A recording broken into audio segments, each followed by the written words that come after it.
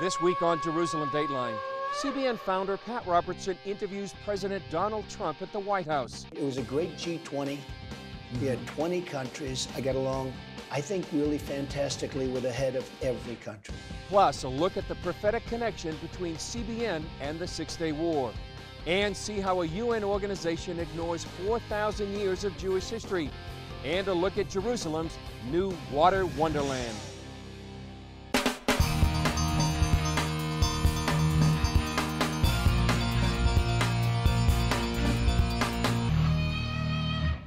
Hello and welcome to this edition of Jerusalem Dateline. I'm Chris Mitchell. CBN founder Pat Robertson sat down with U.S. President Donald Trump at the White House and discussed a number of issues, including North Korea, the U.S. relationship with Russia, and what's happening here in the Middle East. Here's a portion of that interview.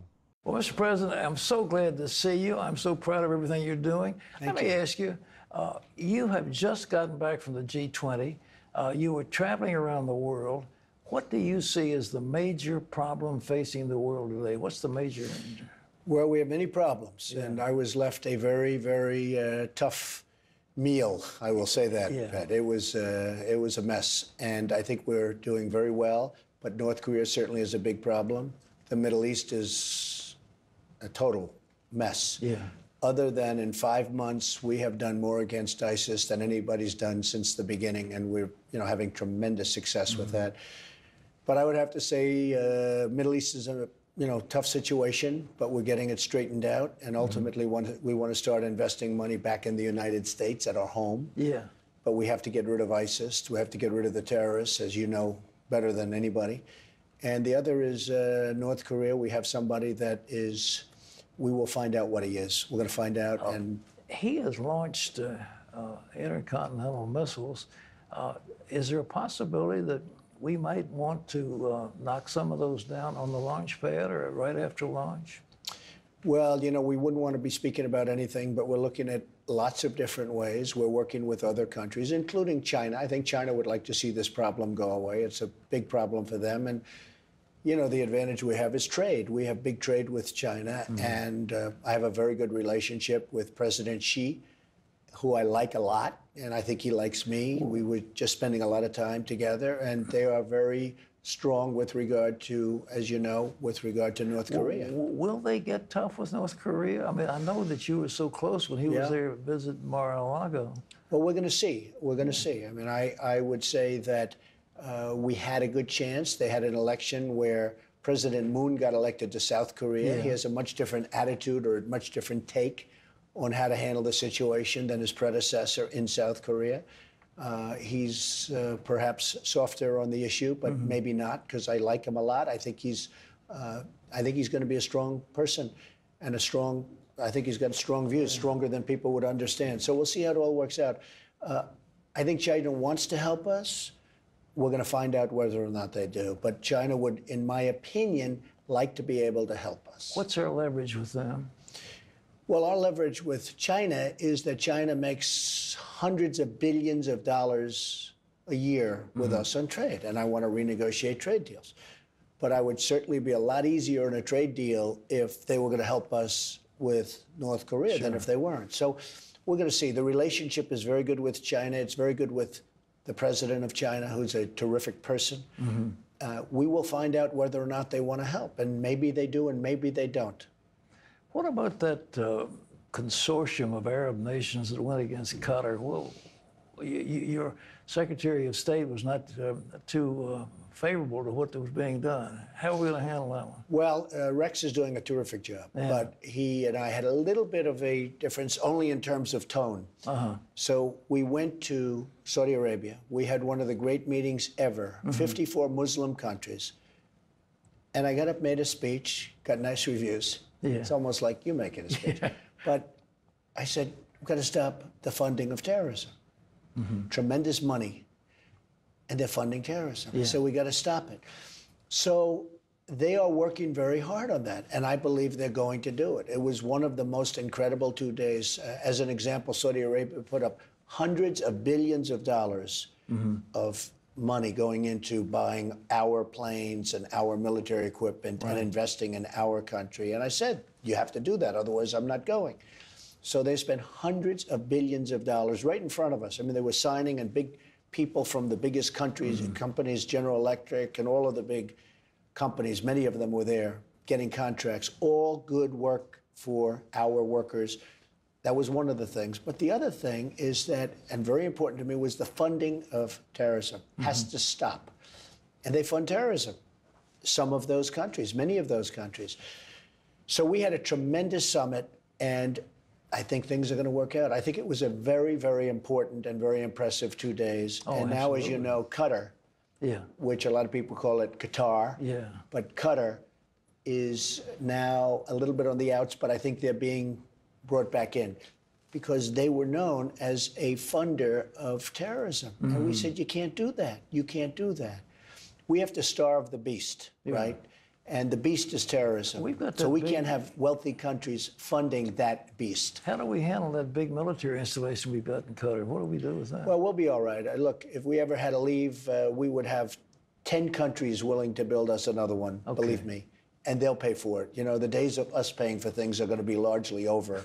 They'll start paying. You know, we go out, we build, we this, we that. But you're right, Qatar, we're going to have a good relationship with Qatar. And we're not going to have a problem with the military base. But if we ever needed another military base, you have other countries that would gladly build it, believe me. You went to the G20 and you met for the first time face to face with Vladimir Putin. And George Bush had once said he stared into his soul and came away satisfied. What do you think? Can we trust him? Well, look, we had a good meeting. I think we had an excellent meeting. One thing we did is we have a ceasefire in a major part of Syria where there was tremendous bedlam and tremendous killing. And by the way, this is now 4 days. The ceasefire is held for 4 days. Those ceasefires haven't held at all. That's because President Putin and President Trump made the deal, and it's held. Now, I don't know what's going to happen. Maybe as we're speaking, they start shooting again. But this has held, unlike all of the other ceasefires that didn't mean anything. So that was a great thing that came out of that meeting. I think a lot of things came out of that meeting, but I do believe it's important to have a dialogue. And if you don't have a dialogue, it's a lot of problems for our country and for their country. I think we need dialogue. We need dialogue with everybody. Sure. Mr. President, thank you so much for being with us. It's always a joy to see you. Such a great honor. And we're so proud of what you're doing. Thank you very much. Well, Pat Robertson wasn't the only evangelical leader to meet with the president. A number of faith leaders gathered in the Oval Office to pray for President Trump. Tony Perkins, Pastor John Hagee, Ralph Reed, Michelle Bachmann, and many others were also there. Johnny Moore, former senior vice president at Liberty University, posted pictures of the prayer time. But he says it was much more than just a photo op.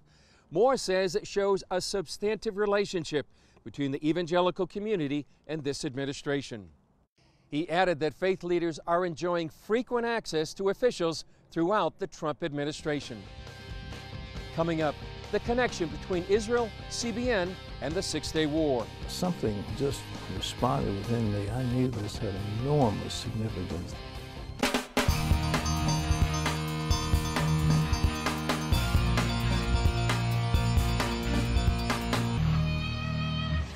Well, we just saw that interview with CBN founder Pat Robertson and U.S. President Donald Trump. 50 years ago, Robertson felt something momentous happened on June 5, 1967, when the historic Six-Day War between Israel and the Arab nations began. During that war, Israeli forces reunited Jerusalem for the first time in nearly 2,000 years. And on that same day, CBN also took a major step forward. In June of 1967, Israel found itself fighting for survival for the third time in less than 20 years. And now what's known as the Six-Day War, Israel's Arab enemies fought with one purpose, the destruction of the Jewish state. And half a world away from the besieged nation, God was raising up a friend. We dedicated the start of construction of a new phase of our building in Portsmouth, and the ceremony was over when one of our board members came and said, they've just started war in Israel. Something just responded within me. I knew this had enormous significance, that we at CBN were linked with Israel, and that this had to do with the last time. It had to do with the fulfillment of the prophecy that Jesus made when he said, Jerusalem will be trodden underfoot of the Gentiles until the times of the Gentiles be fulfilled. This was the war that liberated East Jerusalem. The peace did not last, however. In 1973, Egypt and Syria attacked again, this time on Yom Kippur, Israel's holiest day of the year. An unprepared Israel almost lost that war, and the high casualty rate left many in the country disillusioned. A 1974 CBN special brought a message of hope to a war-weary nation. It became so obvious to every one of us in this country that the threat was to the very existence of the newly born Jewish state. Here was the general, actually, under Moshe Dayan, who had captured Jerusalem. Now he'd become prime minister. But I had a sense that Israel was so alone. There was a sadness in his voice. He asked America to be strong. And at that point, I made a vow that whatever happened, however unpopular it would be, that we and those associated with us would stand with Israel, that we would be the friend of Israel, regardless. And over these 30, 35 years, I've kept that vow. 3 years later, CBN dedicated its satellite Earth station. As a preview of things to come, the first satellite image received came from the Mount of Olives. Since then, the alliance between CBN and Israel has only grown stronger. In 2001, a news bureau opened in the heart of Jerusalem to bring a prophetic understanding of end-time events. The march of history is leading back to the city of Jerusalem, and it's vital for CBN News to be here reporting on the events before the return of Jesus Christ. At Pat Robertson's 75th birthday celebration in 2005, Benjamin Netanyahu sent a stirring thank you to Pat for his friendship to Israel. Pat Robertson has been a magnificent friend of Israel, and he's been a personal friend of mine. I felt that we had no greater friend in the world, and I mean that. We have no greater friend in the world than Pat Robertson. In August of 2006, Pat traveled to Israel during the war to demonstrate his support. I'm here, among other things, to tell your people that the evangelical Christians of America are with you. We're praying for you. We pray for the nation of Israel. CBN also has shown its humanitarian commitment to those living in Israel. Through Operation Blessing and Eli Israel, CBN has helped Israelis in need, including survivors of the Holocaust. CBN News now sends Jerusalem Dateline, an award-winning half-hour weekly program around the world through broadcast and the internet, where it's translated into languages like Korean and Finnish. And In Our Hands, The Battle for Jerusalem is the most ambitious project of CBN's Middle East documentary team, with more specials on the way. CBN's ties to Israel remain strong and steadfast, and we will be there to report the prophetic events that herald the day of the Messiah's return. This is the land that the Lord is going to visit. He's coming back again to Israel. Up next, we visit Hebron, the site of a controversial UN vote. I think that the claims that the site is under danger are baseless.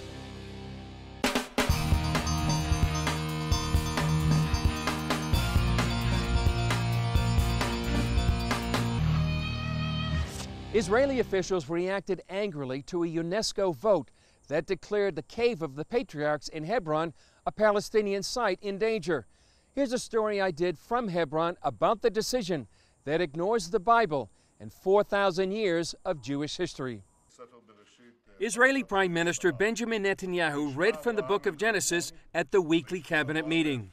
The connection between the Jewish people and Hebron and the tomb of the patriarchs is one of purchase and of history, which may be without parallel in the history of peoples. The tomb of the patriarchs here in Hebron goes back to the book of Genesis. The Bible says that Abraham bought this field for 400 shekels and then buried his wife Sarah in the cave of the field of Machpelah. Abraham, Isaac, and Jacob and their wives were buried there more than 2,000 years before Islam was founded. Of course, this did not prevent the UNESCO World Heritage Committee last Friday from passing yet another delusional resolution which determined that the tomb of the patriarchs, the same cave of Machpelah, is a Palestinian heritage site. Following the resolution, Netanyahu said Israel would cut $1 million from its UN dues and use it instead to establish a Jewish heritage museum in Hebron. I think that the claims that the site is under danger are baseless. Yitzhak Reiter is an expert on holy places. The motivation is dual. The one is to score points for future negotiations, claiming the ownership of and sovereignty over the cave of the patriarchs and also on Hebron. And the other one is to just prevent Israelis from taking over more space in the site. King Herod built the structure over the cave 2,000 years ago.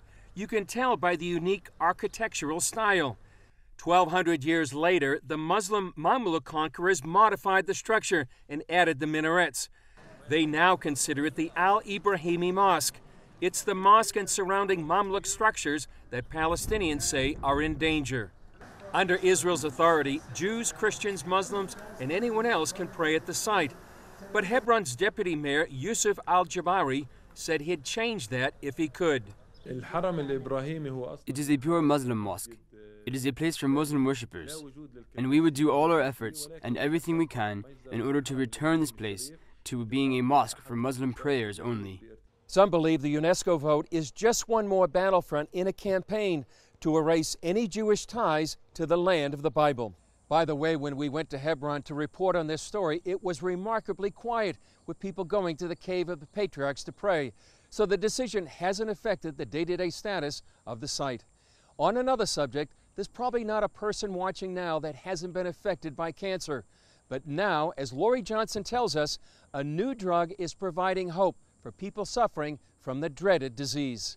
Scientists at Raphael Pharmaceuticals believe their new drug, CPI 613, is a breakthrough for people suffering from some of the most devastating types of cancer, such as pancreatic, lymphoma, and lung. This is a vial of CPI 613. It's administered to cancer patients intravenously in a hospital. Each infusion lasts up to 2 hours. Cancer cells have different nutritional needs than healthy cells. CPI 613 targets cancer metabolism, which is a relatively new way of treating the disease. I think at Raphael, we're really on the cusp of some very exciting times ahead in the field of oncology. CPI 613 has performed very well in clinical trials and could be on the market as soon as next year. But people who need it right now might qualify for what's called compassionate use. So we currently do not charge for compassionate use.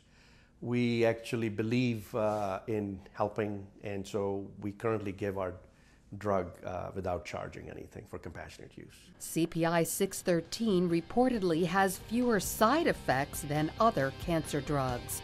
Lori Johnson, CBN News. Up next, join us for a tour of Jerusalem's new water wonderland.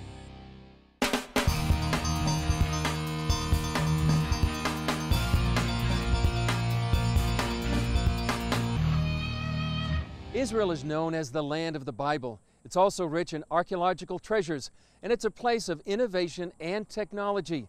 It even has a biblical zoo. And that's where Jerusalem is opening up a new aquarium, the first of its kind in the Middle East. And as CBN News Middle East correspondent Julie Stahl reports, it also promises to tell Israel's water story. This tunnel under the Mediterranean Sea exhibit is bound to be one of the main attractions at the new Gottesman family Israel Aquarium, Jerusalem. The tunnel is part of a 400,000-gallon tank at the aquarium, which is part of Jerusalem's biblical zoo. It will hold sharks and other fish from the Mediterranean Sea. We are addressing and emphasize only one issue, the local habitats. We will deal only with the Med Sea, the Mediterranean Sea, the Red Sea, a little bit of the Sea of Galilee and the Dead Sea. Biblical Zoo and Israel Aquarium CEO Shai Doron said one of the main thrusts is to raise awareness about wildlife habitat preservation in the sea. Not only to look what the sea can give us to us, fishing, desalination, gas drilling, oil, transportation, security. We need to start as in Israelis and tourists from all over the world to start to understand that the sea, the ocean, is an habitat. The aquarium aims to have something for everyone, like this interactive pop-up. It puts you right in the middle of the Red Sea coral reef, surrounded by clownfish. In here, wanted to address some zoom-in phenomena, like the fact that we have rays in the Med Sea. In other places, visitors have to search for the treasures. It's, again, part of, the new trend of visiting zoos and aquariums. Not everything you see immediately. It's discovering process. In a pre-opening tour, CBN News was given a behind-the-scenes look at the core of the aquarium, the Breeding, Research, and Quarantine Center. We are above the big med tank.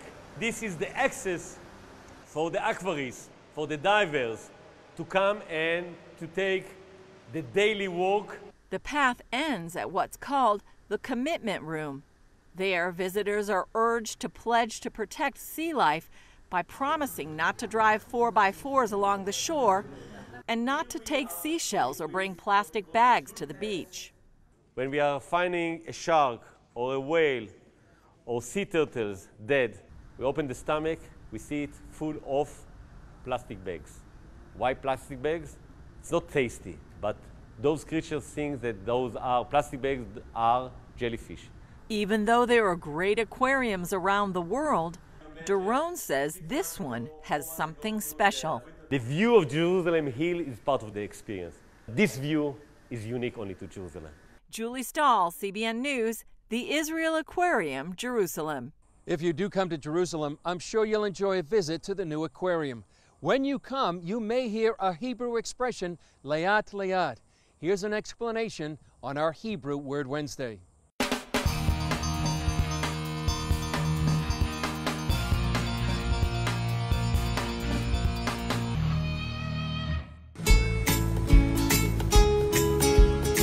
לאט לאט. לאט לאט. לאט לאט. Slowly, slowly. לאט לאט. לאט לאט. לאט לאט. לאט לאט. Slowly, slowly, or easy, easy. That's just one example of what you can find on our Facebook page, but there's much, much more. You can follow us on Facebook, Twitter, Instagram, or YouTube. Well, that's it for this edition. Thanks for joining us. I'm Chris Mitchell. We'll see you next time on Jerusalem Dateline.